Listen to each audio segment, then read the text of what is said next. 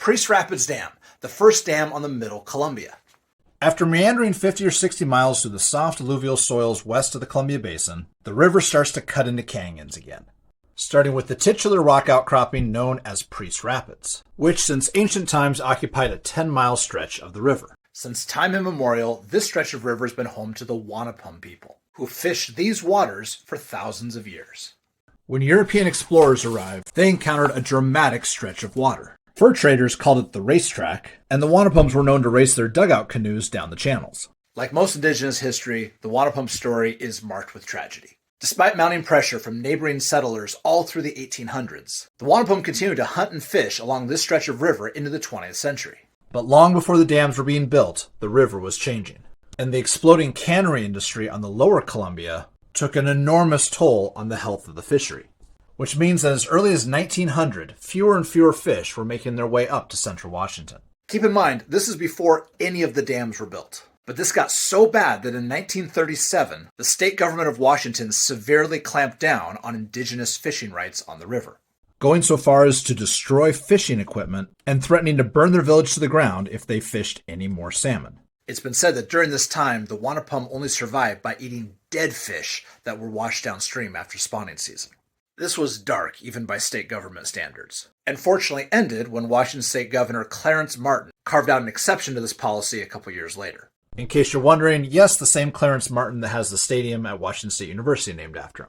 By the 1950s, the race for hydropower was on, and the newly formed Grant County Public Utilities District got to work building 2 dams on this stretch of the Columbia. Now, the fact that there's 2 dams here and not just one is kind of an interesting story. There was already a small dam up here at Rock Island, and the Grant County PUD was interested in developing this entire stretch of river. There's a case to be made to just build one big dam here, 200-ish feet tall, that would back water all the way up to Rock Island. One larger dam would mean a shorter construction period. It would also mean one larger, more powerful power station, theoretically cutting down on long-term maintenance costs. It would also turn this into an active power storage pool, with a lot more options for raising and lowering and storing water during the off-season. But at the end of the day, the 2-dam system was probably the right choice. A low dam at this site was far less technically complex, giving the utility more time to recoup their costs before getting to work on the next dam.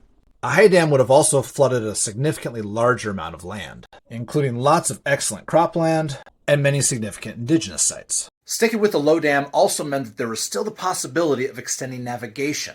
If Ben Franklin had been built downstream, it would have been fairly simple to add a navigation lock to Priest Rapids.